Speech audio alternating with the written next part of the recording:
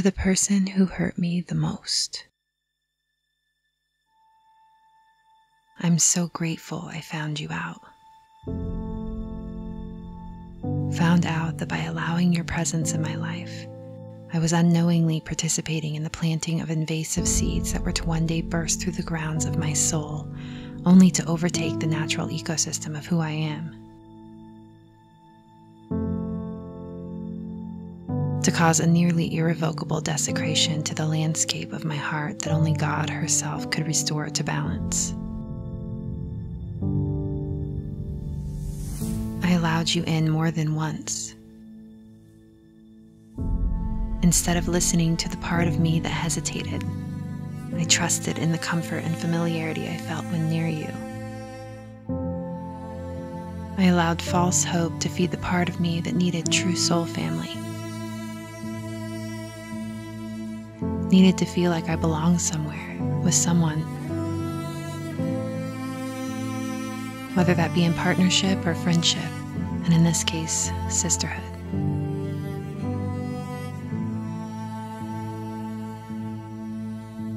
Now, as I am rooted in my decision to never allow you to enter my soul's space again, I have the strength to fully reckon with the reality of just how much damage you've caused.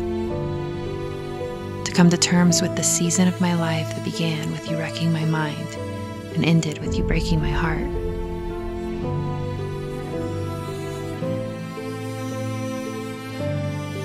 The painful decade that could have been avoided had I avoided you.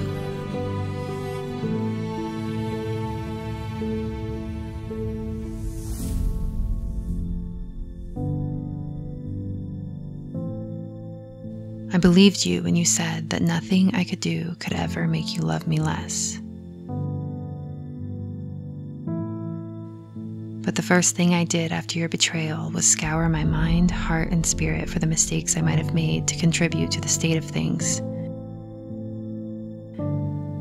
I berated myself for all the things I could have done to prevent it from happening. For too long, I let it be a mark on my soul, a bit of shame I thought I was worthy of carrying.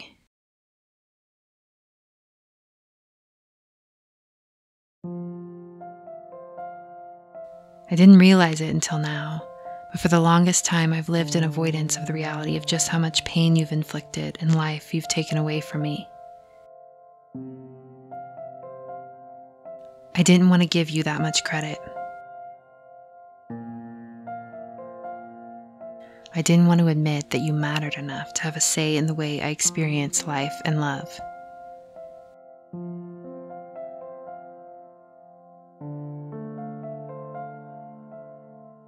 But I get it now.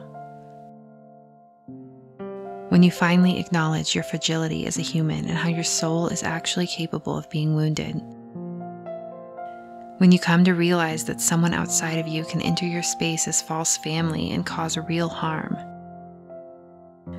Only then can you know what salve you need to heal it. Only then do you have the understanding and awareness of just what needs to be done to move on.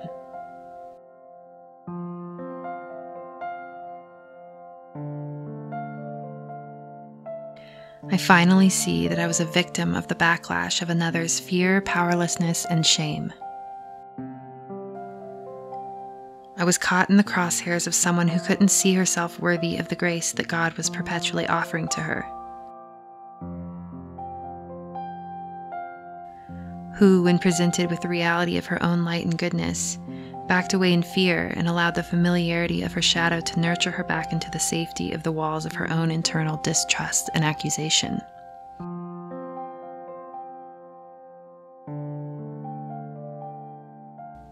There was a reason I let you in.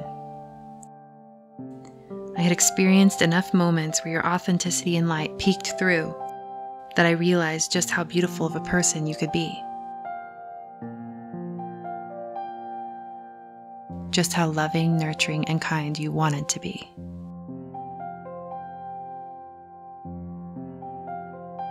It's true, I could have been a better friend. I could have realized that the egoic front you put up was just a cover for the deep insecurities you felt around your own worthiness of good. I could have built you up instead of thinking at moments that you needed to be brought down a peg.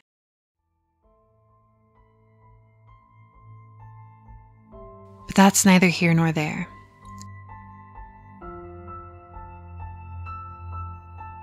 I did my best, and my best included honoring my own sense of self-worth when I sensed that you weren't going to. My best was seeing the best in you and without a thought offering my forgiveness the moment you turned your back on me. I'm not afraid of unearthing the truth. I was an imperfect human, and you succumbed to the darkness within you and made the decision to unleash it on me.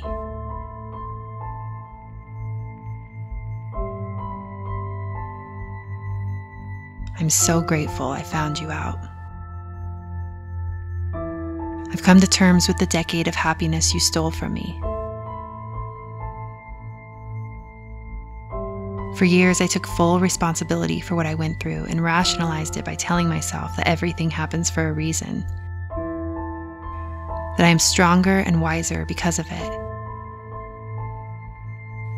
that there was purpose in all of it.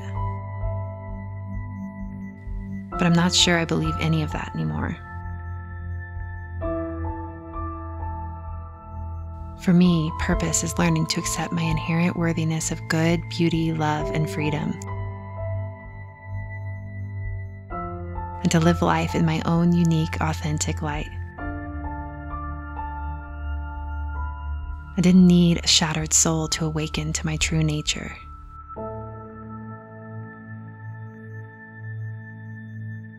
God is so much bigger than that, and it could have and should have been a smoother path.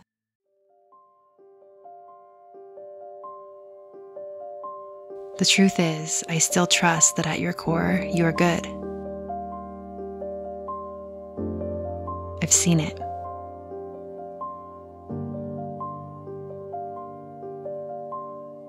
And I've forgiven myself for letting you in, although I question if seeing the good in someone is something that needs forgiving at all.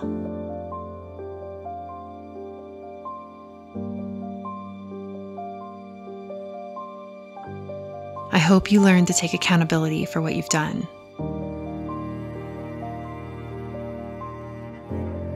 for what you've allowed to animate you, to move through you and into the hearts of others who loved you.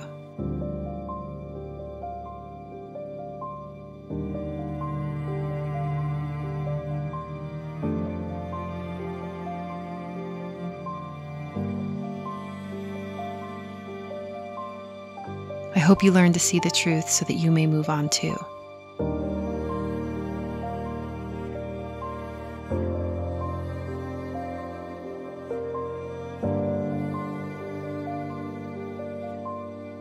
I hope you come to know what true repentance means.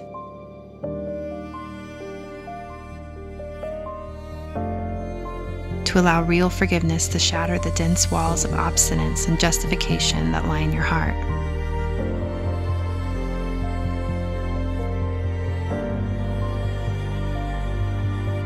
I hope you learn to know the softness of your own humanity,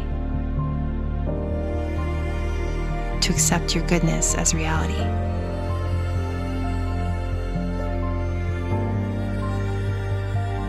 and to find yourself worthy of love, happiness, and the exaltation that accompanies a free soul and spirit.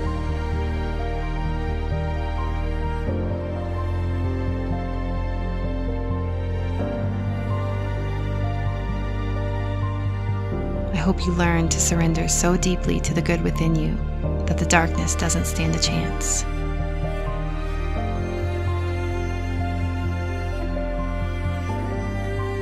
And I hope you know that from this point on, I want nothing to do with you. You are on your own.